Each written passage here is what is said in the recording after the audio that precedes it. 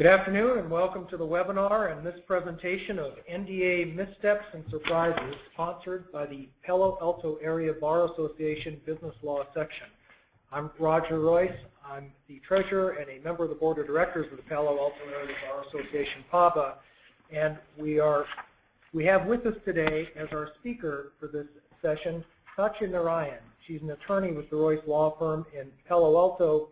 She focuses her practice on intellectual property protection, licensing, and commercial transactions. She represents clients that range from startups to established public companies and multinationals, including software, e-commerce, cloud, digital media content, semiconductor, solar, and medical device companies. Satya is not only a U.S. lawyer, she also has a degree in LLB in Indian laws from the University of Delhi, and an LLM in U.S. laws from Santa Clara University. You'll notice we're going to be following along a set of slides that you should have on your screen or that you have here in paper if you're present with us. You'll notice, those of you on the webinar, that there's a dialog box in the upper right-hand corner of your screen where you can type questions, and we'll gather those questions and hopefully answer those at the conclusion of the webinar. We're going to go for hopefully 1 hour today. And with that, Satya, I'll turn it over to you. Thanks, Roger. Good afternoon, everyone. I'm here at Royse Law and everyone who's attending by webinar. My presentation today is going to be focused on non-disclosure agreements. The general structure of the presentation is I'm going to do about 15 to 20 minutes of an introduction to non-disclosure agreements. This is the NDA 101 section. And then I'm going to focus in on some of the NDA missteps and surprises that you might find when you're receiving NDAs and transactions. Then a very short piece on the examples, kind of mashed together some real-life examples, altered them a little bit, but put together these clauses in a sort of like a monster NDA, and it's really an example of the not-so-boilerplate NDA. That will be the third piece. And then closing out with some practitioner tips. That said, my goal is to try and get through the introduction to the non-disclosure agreement portion in about 15 to 20 minutes. If we hit that by about 12:20, 12:25, I'll open the floor for just 5 minutes or 1 or 2 questions to the audience here at Royse Law. Webinar attendees will take your questions, hold your questions, and take them at the end of the presentation. Hopefully, we'll have about 10 minutes left at the end of the presentation to address any additional questions. So, introduction to the NDA. So, anytime your clients want to discuss in commercial transactions or with potential partners, or even with employees, they want to hire or engage a party where they want to discuss potential confidential information or trade secrets. Before they have any discussions, you want to enter into a confidentiality agreement. It could be called a confidentiality agreement, a confidentiality disclosure agreement. It could be called a non-disclosure agreement. And the aim is really to give the parties confidence to share confidential information and with the confidence that that would not be disclosed to third parties or used in an inappropriate way. So when is an NDA needed? Before. This seems to be obvious, but I have to emphasize this to a lot of my clients. It's interesting how the salespeople start talking. They even bring in a few engineers into the discussion. And then when the executive team starts to get involved, that's when they say, oh, we need an NDA. And there have already been discussions, and sometimes you have to have the NDA retroactively pick up some of the discussions that have occurred earlier. What types of NDAs are used? The most common one you will see is the mutual non-disclosure agreement, where both parties disclose information to each other and want the information to be treated confidential. But there are also unilateral non-disclosure agreements, where it is essentially an agreement protecting the information disclosed by one party. And so if the other party shares any information, it is not protected by a unilateral non-disclosure agreement. And you will also see multi-party NDAs. These are NDAs where you have literally more than 2 parties. And sometimes this happens, when you have a customer who is working with, a few subcontractors together, or there's a transaction where you have to bring in multiple pieces together. And in contemplation of that transaction, you have preliminary discussions where you need everybody in, all the stakeholders in to discuss. Those can get quite complicated. NDAs may also vary in form based on the contemplated transaction. So you have NDAs for commercial agreements, you have NDAs for M&A transactions, you have NDAs from a real estate perspective, as I've just learned today. So again, the form of the NDA will vary quite a bit. The confidentiality obligation may not vary so much, but just the unique aspects of each different contemplated transaction need to be taken into account as a practitioner. So let's look into the key terms of the NDA. I'm going to skip to the next slide, because each of the next slides discusses these. The first is a definition of confidential information. Now, you can have a broad definition or a narrow definition. Broad definitions are obviously more protective of the disclosure. The disclosing party, it would essentially cover all information that's provided, and then it would have a list of the various categories of information that the disclosure wants to protect. For example, it will say, any and all non-public information disclosed, including without limitation, unpublished patent applications, trade secrets, know-how, customer lists, supplier lists, and the list can go on. The broad definition includes oral and visual disclosures. So there might be a statement that, irrespective of whether it's marked or, whether or not it's marked or identified as confidential, if it is disclosed to you, you got to treat it confidential. Then there's the narrow definition. Now, this is obviously recipient favorable. It would cover only listed information. So it's very specific. It will say confidential information means, A, B, and C particularly. And it would additionally include a marking obligation usually. And that would be that the information that's disclosed is marked or identified confidential. Orally and visually disclosed information is followed up in writing with a statement that is confidential, giving a description of that information within 30 days. That's the typical language that we would see in an NDA with a narrow obligation. Now, really important to be aware, disclosures, this is for disclosures, failure to abide by NDA designation provisions, the marking requirement, designate it and mark it and send it to the other side within 30 days saying we discussed all of these oral information, we considered it our confidential information. You need to comply with those designation requirements in the NDA. So this is as recently as 2013, so just July of last year. In the Federal Circuit, the case Conval versus Compact, where Conval entered into NDAs with Compact and Compact supplier Seagate. And those NDAs with both those parties, Compact and Seagate, provided that any information disclosed by Conval, oral and visual information, needs to be identified at the time of disclosure as confidential and followed up within 30 days with a designation that is confidential. Now, Conval failed to do that, and negotiations broke down. There's no deal on the table. A few years later, Compact essentially had its supplier Seagate develop some technology, which Conval alleged to be, essentially the information that had been disclosed and used without permission.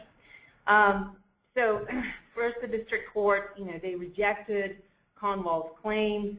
Conval acknowledged that it had not complied with the designation requirements in the NDA. So they were not asserting the breach of contract claim, but they wanted to assert their separate state law tort claims for trade secret misappropriation under the California Uniform Trade Secrets Act. The district court and then the Federal Circuit on appeal, they disagreed with Conval's position. Federal Circuit reasoned that because the NDA had expressly set the boundaries of the confidential relationship between the parties, it would not make sense to impose a separate duty of confidentiality under the California Uniform Trade Secrets Act. And because the information disclosed by Conval clearly fell within the subject matter of the NDA, and because Conval failed to comply with the NDA's designation requirements, Conval had forfeited its right to pursue a separate tort against the defendants arising from their use of the information. So be very careful if you are going to include, and I do see this in a lot of standard NDAs, if you are going to include these designation requirements, we need to, as practitioners, advise our clients, how can this work against you as well? I mean, it's a good thing because when you're getting information from the recipient, if you are the recipient, it helps to have such a provision. But if you are the discloser, you can really regret it down the road. So standard exceptions, these are the typical exceptions you would see from the definition of confidential information. And this, it's pretty common to see these, whether it's a broad definition of confidential information or a narrow definition. Definitely in the case of narrow definition, but it's also very common to see it in the broad definition. If the information is in the public domain before disclosure or subsequently enters the public domain through no fault of the recipient. If it's already in the recipient's possession as evidenced by written record, if it's lawfully communicated to the recipient by a third party without confidentiality restrictions, if it's independently developed by the recipient as evidenced by the written record, and if it's not labeled as confidential, if it's oral or visual disclosures. These are pretty standard. I have highlighted, I've bolded and italicized some parts of these exceptions because sometimes you might not see it in the standard exceptions. And so as a practitioner, you want to be careful that you include that language that's italicized to make sure that the exceptions are not too broad.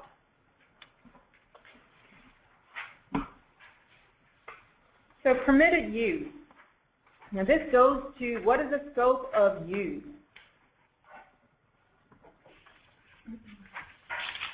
Of the confidential information that's received by the recipient. The recipient may use the discloser's confidential information solely for evaluating a possible business relationship. Please keep in mind that an NDA is something you want to put in place before discussions on a contemplated transaction. So it's before the definitive agreement or the definitive relationship is included that you want an NDA to protect those initial discussions. And it's very important to include this permitted use or the permitted purpose or the purpose of the NDA so that you're telling the recipient up front what is, you're only allowed to review this information. You're not allowed to, take it and put it in a product or develop your own items or give it a competitor. This is essentially a sort of restriction. It's described here. So then recipient agrees that it will hold the discloser's confidential information in strict confidence and will use the discloser's confidential information for no purpose other than the permitted use. So these are the two clauses that you will typically see in an NDA to establish the scope of use. The recipient has other obligations in the NDA. Typical obligations that you should be seeing in a properly drafted NDA are one, that the recipient will hold information in strict confidence and not share it with third parties. Second, the standard of care, that they will protect it at least to the same degree of care that they use for their own proprietary and confidential information. But then you also want to add, but in no case less than reasonable care. And the reason for adding that italicized text right there is to protect trade secrets. Because as you know, a trade secret, is defined as information that has independent economic value because it's not generally publicly available. And then the second aspect of it is that you've taken some reasonable measures to protect it. So those are the elements that go into the definition of trade secret under the California Uniform Trade Secrets Act. And therefore, we add this language in the NDA to make sure that our trade secrets are protected. notice, recipient will immediately notify the discloser if they discover there's been a loss or unauthorized disclosure of information. And then upon termination or upon, when the disclosure requests it, you want the information to be returned or destroyed based on the disclosure's request. Make sure to state that all copies of the confidential information are included in the return or destruction request, and make sure that electronic copies are included.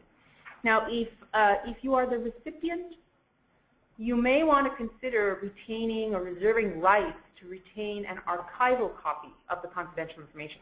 This is because you don't want to be in a situation tomorrow when you are sued by the disclosure for misuse of confidential information, and then you don't know, since you destroyed everything, you don't know what confidential information is received.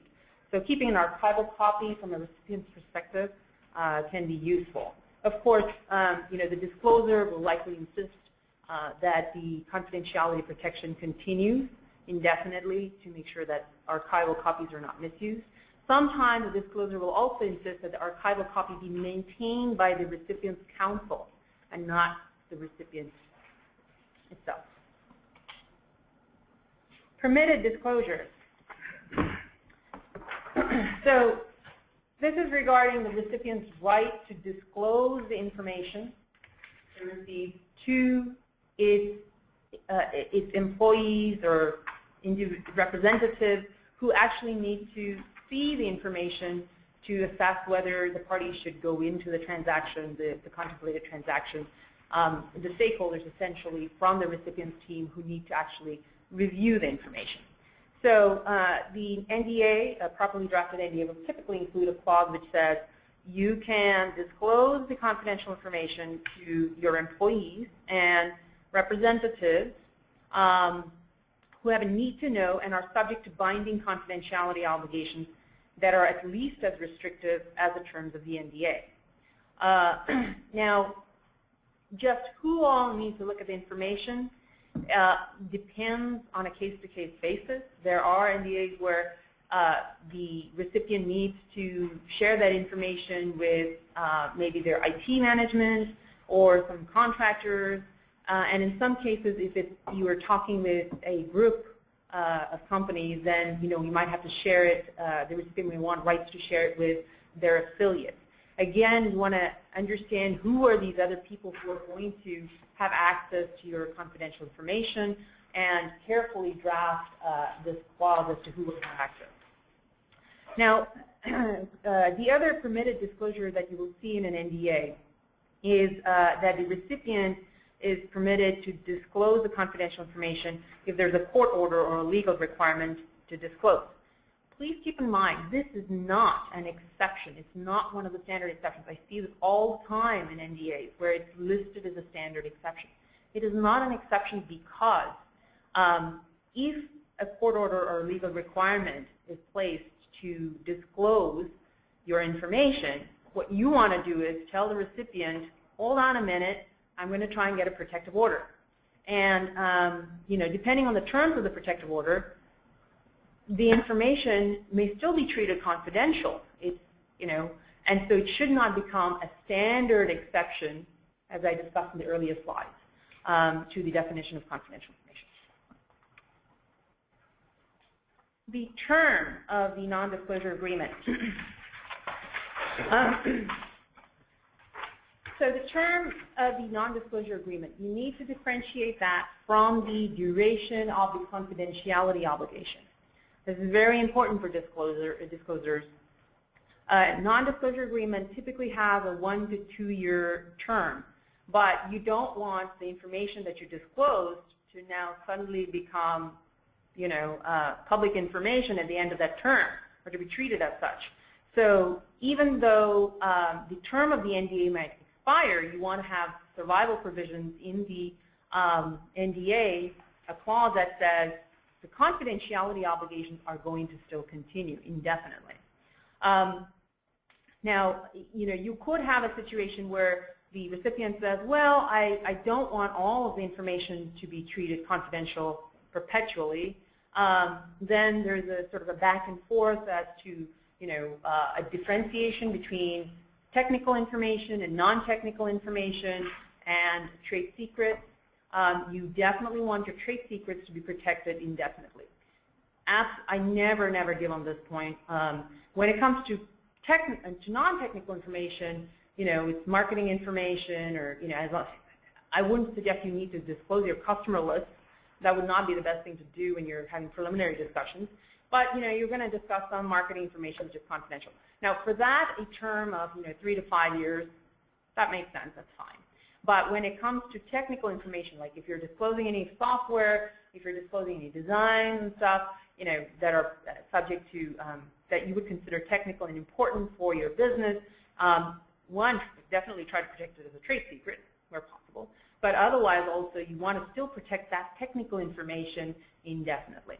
And the recipient might say, well, okay, in that case, limit the confidentiality obligation to at least the time period until when the standard exceptions apply. And that's fine. But there you want to make sure that the standard exception only causes the confidentiality obligation to expire with respect to the particular information that is the subject of the standard exception. So that's key.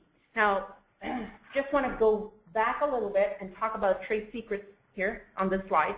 So the limited confidentiality term, if you specify 2, 5, or 10 years, it can result in a loss of trade secret protection. And this is really important.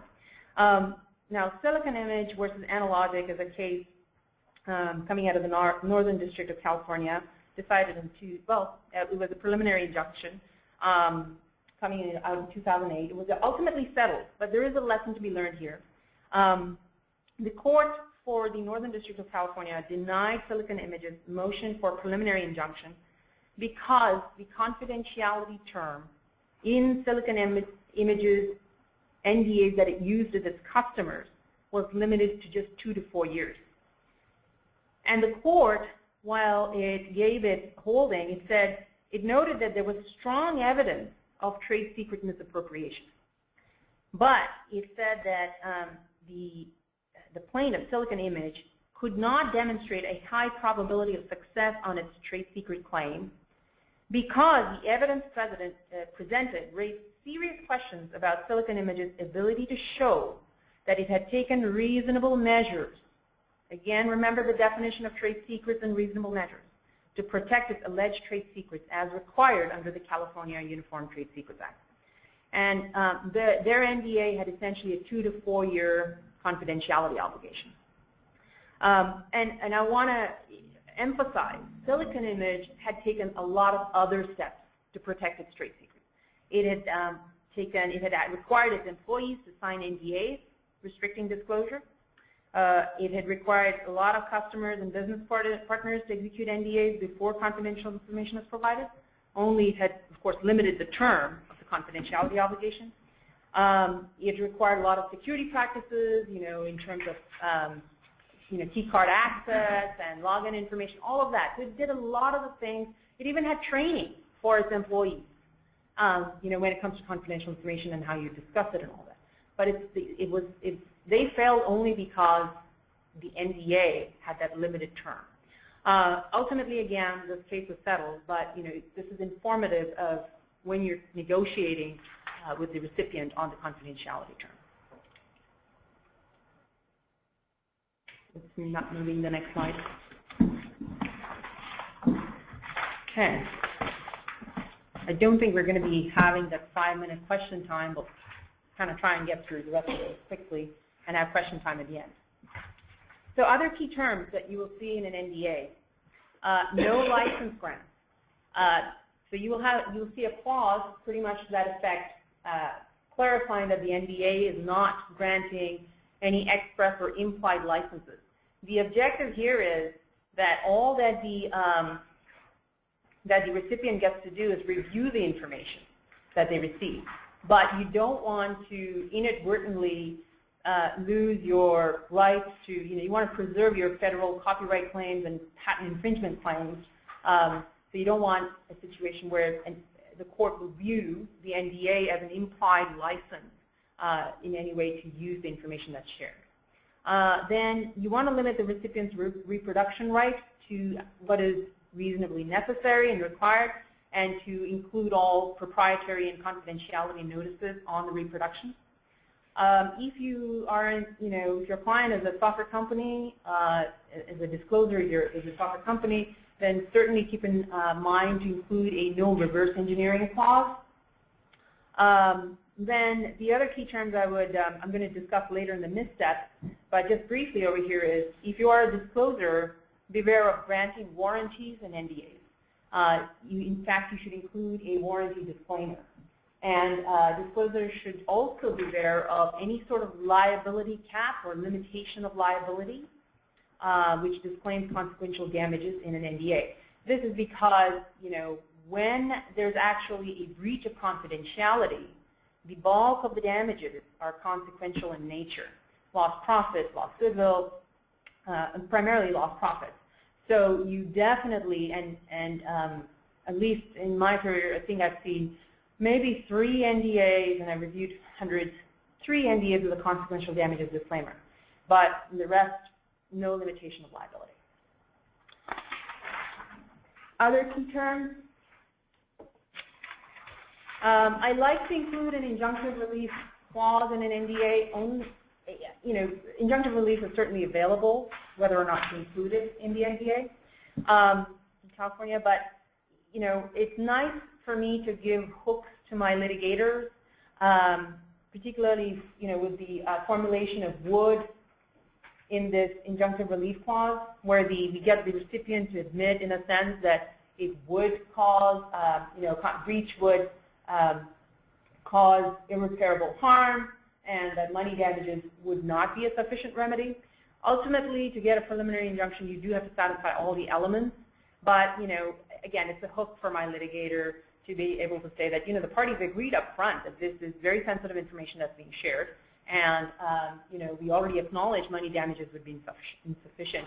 So at least it kind of, to a certain extent, it's a hook to challenge, to block any challenges that it would not cause money damages, or it would not cause irreparable harm. Also, I like to include an injunctive relief clause in an NDA because clients take the NDA and run with it. They just give it to their sales teams and all, and they run with it. They sign the NDA with parties out of state, out of the country, and we don't know necessarily if it's out of the country with parties what are the measures of relief, what is the best way to get it. So at least including it contractually, a statement to this effect shows a court potentially in a foreign country that there has been some agreement. Why did you sign this, and why did you state this if you didn't mean to comply with the commitment? Enforcement, specifying the governing law, and also close attention to what the governing law should be when it comes to international contracts. That's a whole topic on its own, but it's just something to be mindful of. And of course, including a fee allocation clause in the NDA is also helpful. So let's jump to this next section, which is which will take up some of the issues already discussed, and also highlight some of the things that I have encountered in my practice. So the first one is using the wrong type of NDA. Mutual NDA or one-way NDA. The question is, as a practitioner, do you really need a mutual NDA? If I'm representing a company which is going to be receiving, consulting services and the contemplated transaction, and I'm talking with contractors, I probably don't want the contractor's confidential information. Maybe the contractor's price may be the only thing I would think as confidential. But if they're going to start giving me, their confidential information, I start wondering, well, you're developing IP for me eventually, and I don't want any agreement which says up ahead that, they think that's confidential and we put it in a product later. So you just want to think up front and ask your client, well, who is the other party to the transaction? Do you really need their confidential information? If it is, if you are going to receive some confidential information, what is the nature of that information? The other thing is sometimes when you're talking with a potential competitor, you might also want to think about, or even a developer who's not today a competitor but will subsequently potentially become a competitor, whether the information you receive from them, if it's to be treated confidential, then it may change your IP. So just a few considerations. You don't always need a mutual NDA. And business teams always start from the other end. They always think you need a mutual NDA because the negotiations are just starting, everything is rosy, and let's do things that are fair and balanced. That might not be that might not exactly pan out so well in the future. So NDAs for M&A transactions. This goes to the point I discussed earlier about, NDAs vary by form. And so NDAs for commercial transactions and NDAs for M&A transactions, very different. NDAs for M&A transactions, there are certain very strategic objectives in mind. There are non-solicitation obligations. There's you want to keep the fact of the transaction confidential. There might be even standstill provisions. A lot of other things that come into mind that you want to make sure you're you address it from that perspective. Sometimes in an M&A transaction, you might have several NDAs. You might have an NDA that you sign with the potential acquirer, but if you're the target and you're disclosing information really, and you may want to have separate NDAs with the acquirer's advisors, because in some situations, particularly when the business of the acquirer is very closely related to the target, then you don't want the acquirer to know all of your sensitive information just yet until the transaction is concluded. So you let their diligence team have access to that information on the condition that they only disclose certain types of results after they have consulted with the target's counsel. So there's a lot of gatekeepers and a lot of things that are put in place. But that's why tread very carefully. Do not use the standard NDA for commercial transactions for M&A deals. Then the other type of issue that I've seen is using the NDA beyond its intended purpose. Keep in mind that an NDA is really designed for preliminary discussion. Using the NDA, for the definitive transaction. For example, you are signing on a consultant, or you're signing on an IT developer, right?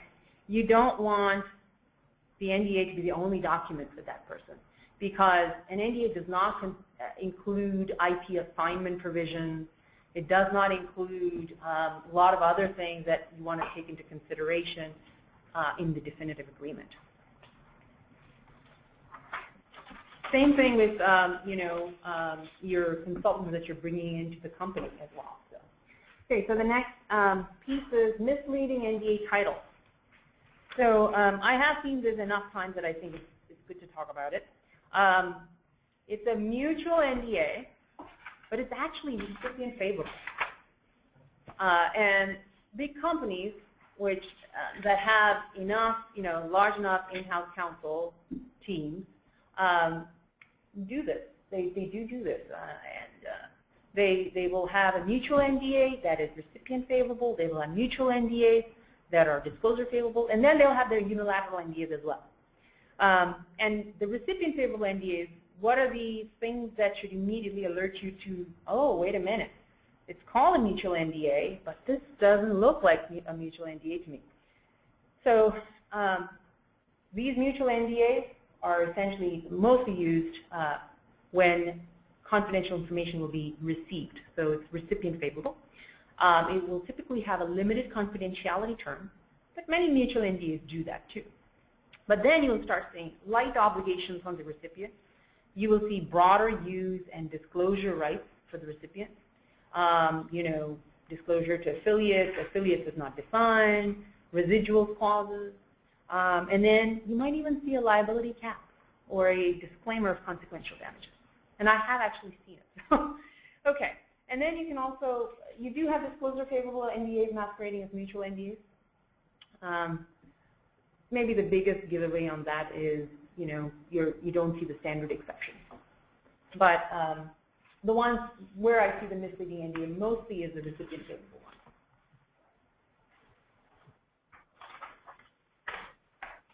one. Then warranties and NDAs. So I generally don't like warranties and NDAs. That's my opinion. But I like to give the recipient's perspective and the discloser's perspective. So the kind of warranties you can see in an NDA sometimes, again, this is non-standard. The standard position in an NDA is to disclaim all warranties. So let me start with that. But if you do see warranties, the typical ones that you see are warranties of accuracy, warranties of non-infringement of third-party rights, warranty compliance with law. From a recipient's perspective, they want to be able, for an accuracy warranty, they want to be able to trust the information that they're receiving because that information informs their decision whether to go forward with the transaction or not. Non-infringement warranty, the typical recipient's argument would be exposure to third-party infringement claims based on the discloser's confidential information. Now, from a discloser's perspective, all warranties are disclaimed. And the reason is, at the NDA stage, preliminary discussion, no value is promised or exchanged. When you give indemnities and warranties in commercial transactions, there's usually some value, there's a fee, there's something that you're receiving, not so in the NDA. Then the NDA's limited scope of use of the confidential information. I'm only giving it for you to review internally, not disclose it. It doesn't justify me giving you any warranties on top of that. I'm nervous if you go and misuse it, and then there's an action, and you come back because of the warranty, I don't want to be exposed to that at this stage. And there's several reasons for that. Because the NDA has unlimited liability. If you were doing a commercial transaction and you were giving warranties or indemnities, there is a limitation of liability. And if you're giving an accuracy warranty, for example, in a commercial transaction, you'll say, well, the sole and exclusive remedy is I'll go and correct the information, review it, correct it, and give that to you. That's it. Or there might be a cap. There might be a dollar amount. But there are a lot of, methods, checks and balances to ensure that your liability doesn't get thrown out. Whereas in an NDA, you don't have that. And you have the NDAs kind of, it's people, the party business teams want to get it signed and done away with before, so they just kind of leave all the material commercial issues to the commercial transaction. So my position always is, don't give it. The other thing is an accuracy warranty is a potential backdoor to claim diligence costs in M&A transactions. And this has actually happened in the Delaware Supreme Court in RAA Management LLC, which is Savage Sports Holdings. RAA was a company, was a potential bidder on the purchase of Sports Holdings. And, as part of the bid and all, and then they did all the diligence. And at the beginning of the diligence exercise, Savage essentially said, we don't have any significant unrecorded liabilities or claims. And that didn't turn out to be the case necessarily during the diligence exercise. And then the deal didn't go through because of that, and then RAA sued Savage for $1.2 million in diligence costs and negotiation costs. Luckily, there was a warranty disclaimer.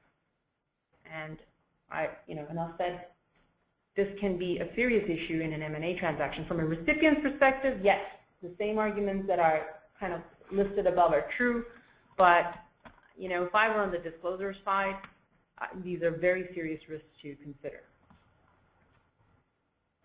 Okay, indemnities in the NDA. So same kind of, I'm going to skip through this a little bit quickly because it's similar to the issues that we discussed with the warranties. Indemnities, again, you don't want to give it unless there's some value for the transaction. You haven't reached that stage yet, and usually the value and the indemnities would be contained in the definitive transaction. The other thing I would like to just point out is that indemnification typically is If you are the party that's going to be indemnifying, we typically tend to view indemnity as appropriate for third-party claims, not for second-party claims where it's just a breach of contract issue. For that, you want to just follow through with a simple action for breach of contract. That should be sufficient. Okay, residuals. So the residual clause, this is something that disclosures should be careful about. A residuals clause permits recipients to use the confidential information that they remember. The broad residuals clause will say any information remembered. That kind of guts the whole point of the non-disclosure agreement. The narrow residuals clause is typically limited to unintentionally remembered information in the unaided memory of employees of the recipient who have access to the disclosure's confidential information. Again, residual clauses are not standard for NDA, and when you are presented with the residual clause, and you will see them from a lot of the big tech companies, and they have concerns because they have their engineers working on so many different projects, then you want to have this clause reviewed very carefully. If you have to give a residual clause, then aim towards the narrow definition. Refrigeration and anti-refrigeration clauses. So a refrigeration clause is essentially a clause that would prevent employees of the recipient who have had access to the disclosure's confidential information from working on similar projects, products, or services. The intent really here from a disclosure's perspective is, well, if you had access to my information and now you go and work on a similar project, you're going to naturally use my confidential information. But, from a recipient's perspective, they might have several projects going on, and the very reason they're in discussion with the disclosing parties team is because they see that maybe there's some synergy here. Maybe we can get something faster to the market, but again, we're at the preliminary stage of the NDA. We don't know how far this will go. So recipients should be aware of the refrigeration clause. Disclosures have to be careful about the anti-refrigeration clause, which is access to confidential information of disclosure shall not preclude any employee of the recipient from working on similar projects. For this, it kind of goes back and forth, and depending on the facts and circumstances, if you have to include a anti-refrigeration clause, then you're representing the disclosure. You want to include a proviso which says, well, okay, fine. Your employees who had access to my information, if they're working on similar projects, at a minimum I want that they shouldn't have access, that they shouldn't use or refer to the confidential information that was disclosed to them when they're working on those projects.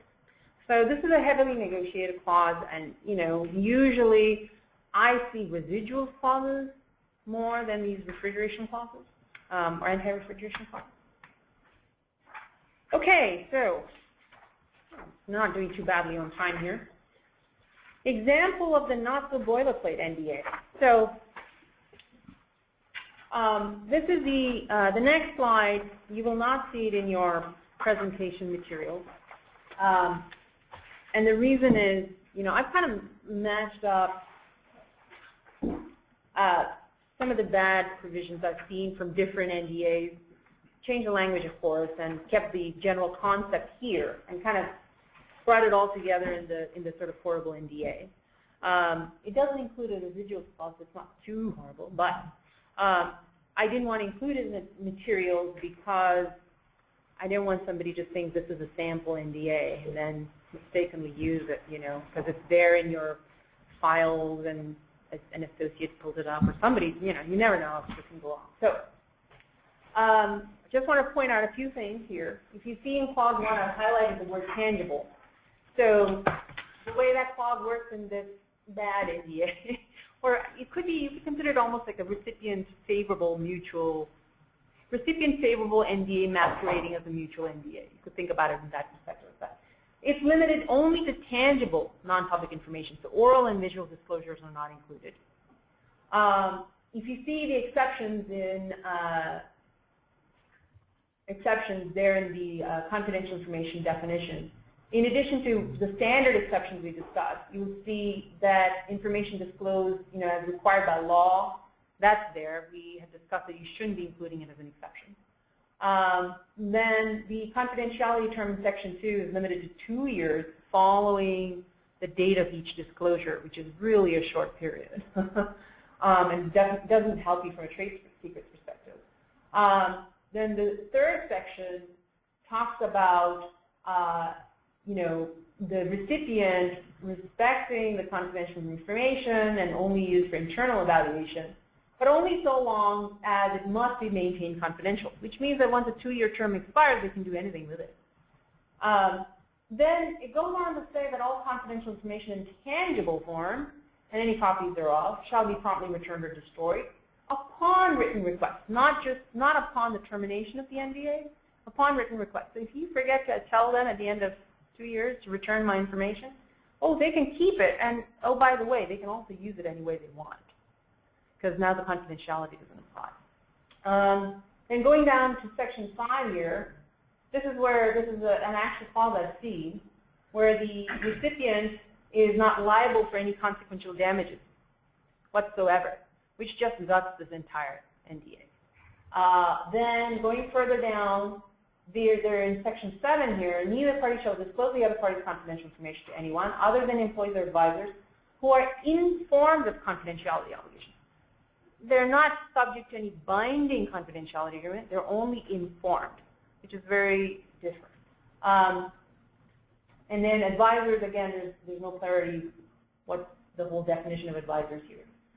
Then there's a warranty for non-infringement of third-party rights, along with an indemnity in Section 9. And then in Section 11, there's a restriction on transferring this agreement, assigning this agreement, whether by operation of law or otherwise. Now that, again, you want to keep in the context of an M&A deal. It kind of just slows things down. It's another headache to get approval. But the main NDA issues I see here are the ones, 9 and through up to 1. Okay, so practitioner's tips. So when you get an NDA, your client is going to say, I'm, getting into discussions tomorrow. Can you just review this and send it back to me, right? And I think the biggest exercise I usually have in reviewing NDAs is to slow the client down just a bit so that I can actually provide value. And usually what I do is I say, okay, send me the NDA, let me look at it, and then let's talk about what information is being received, what is the contemplated transaction, how will each party use the information, where is the recipient located. All of these questions will tell me, okay, how fast is this going to go or not go. And then the second thing I do is I like to assess what form of NDA should be used for this particular issue. I don't assume that it's mutual, unilateral, or any particular form until I've actually discussed what are the client's needs here. If the client will be the primary discloser, I advise that they use their form of NDA. If it's their sensitive technical, sensitive confidential information, why are you starting with the other party's form of NDA? And usually, you can look through and you'll start seeing the issues and holes pretty soon. So, I like to tell clients up front, when I engage with them, I try and understand what are the form documents they have in place, and then I tell them, well, if you don't have a form NDA or mutual NDA, unilateral NDA, that's something that we should be talking about putting together in place. So that when you have that rush deal and you want to get the discussion going the next day, you receive an NDA and it doesn't look so good, but at least you can turn around and say, hey guys, your form of NDA just doesn't work for us. But we do have a form of NDA to be used. Here's our form. Allow time for negotiating the NDA. Advise the client regarding the risk of making certain types of concessions. And this is with respect to the residual clause, confidentiality term, all of these points. Educate clients. And I think this is the biggest exercise I find in NDAs, is educating the clients regarding NDA best practices. And that is also before you sign the NDA, when you go to the meeting where you're going to discuss confidential information, and after the meeting, what to do with the confidential information you've received. So, things like marking tangible materials as confidential information, complying with marking obligations, keeping notes of the information that's disclosed, and keeping the other party's information confidential and treating it as if it's your own. Those are kind of the best practices that I find are really important that need to go along with any NDA that you review for the client. And I offer complimentary kind of NDA training for businesses and companies.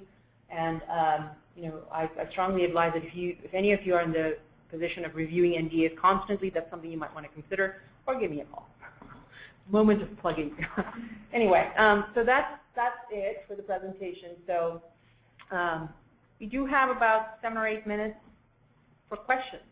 So, Satya, I have a question. So since I'm almost always representing the disclosure, going back to one of your earlier slides, I have a little clause I'd like to insert that says that the NDA is not going to supplant or replace any of the provisions of the Uniform Trade Secrets Act. Is that sufficient under that case law to make sure that we don't inadvertently end up with the term of the NDA concluding and thereby losing any rights we might otherwise have? Well, I am not aware of any case law that's tested that, so I am not sure how a court would interpret it in terms of looking at the literal language of the NDA and if they saw a clause like that. So I honestly, I think it's something that has to play out. Frankly, I find it much easier to just negotiate with the other side and say, well, you can say whatever you want to say, but I'm going to include a clause which says trade secrets are protected indefinitely. That's it. I don't want to have a question mark come up later as to the term of protection, whether it applied, only limiting the term for the trade secret or not. So I think including your clause is great, but I think also just being very clear, if it's a trade secret, then it's entitled to the full protection. Okay. So for those of you on the webinar, we have a dialog box on your screen. If you have questions, you go ahead and type those in. We can answer them now, or Satya will get back to you afterwards since we have all of your email addresses. Any questions here? I have a couple questions. Sure.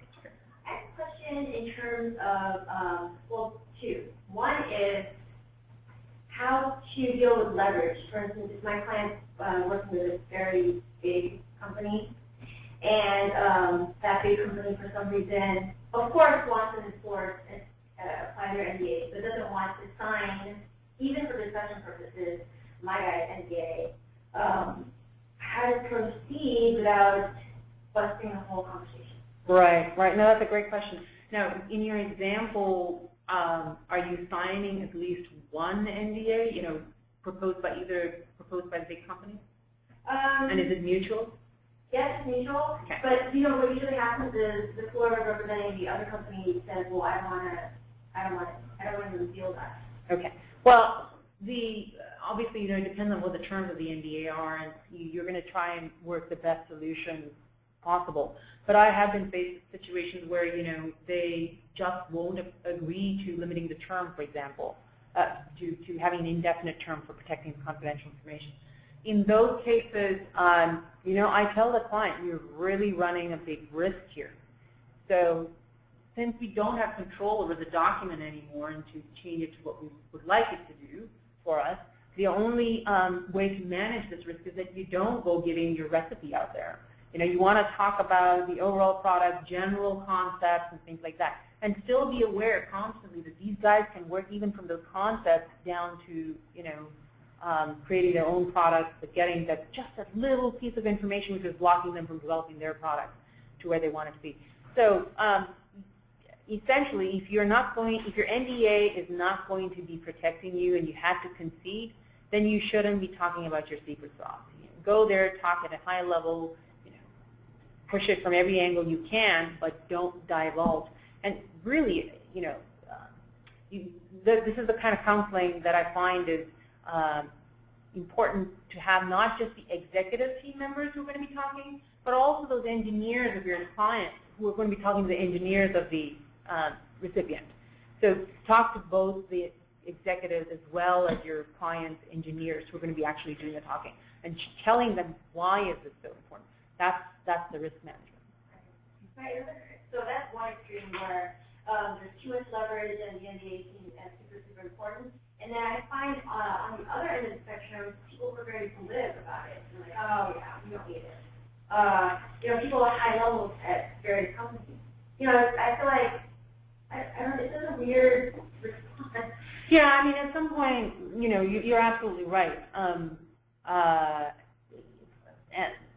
the way, there are always going to be clients who don't appreciate the value of your legal advice, right? I mean, we've all encountered it. And I always put a note to the file and I drop an email to them saying, this is a risk, it's in writing, you're not listening to me, so whatever, right? Of course, I don't put the 2 last lines in there, but the other thing is, but I don't, obviously as practitioners, our duty is to tell them what is the risk. So that's when I like to take some of these cases and I tell them, sometimes I can't even bill them for it because, but it's my job, right? You tell them, this has happened. I'm just telling you, you can do what, it's your business judgment, but I'm telling you what can happen, what can go wrong. And many times I find that about 70% of the time these same good clients, they suddenly wake up. Say, oh, okay, wait. Then that means either they say, can you talk to the lawyer of the other side to show them this case and talk to them in that perspective? That's one. Or what they do, and this is what happens more often, they understand, okay, some of the most sensitive pieces that give them that competitive advantage, we're not going to discuss that. Speaking of billing on form, we have a question here about what somebody should budget for review or even the drafting of an NDA. Is there do you have a quick standard answer to that? Well, yeah. So if reviewing an NDA can take about 2 hours, okay, and it's whatever is the attorney's billing rate for that. Depending on, and I'm thinking about how egregious it is, and this is just the initial draft. There could be back and forth negotiation. That obviously adds time. But just talking about the initial draft, if you're reviewing somebody's NDA, it's about 1 to 2 hours. Usually, though, my clients will say, I need my NDA updated. And I'll look at it and I'll say, okay, this needs a lot of work. I think it's just more cost efficient for me to take the NDAs that I know we've used a lot of times and we're very comfortable with it, make some changes to make sure it addresses your concerns. In which case, it's usually a half an hour to 45-minute exercise, So that's kind of the way I approach it. Okay.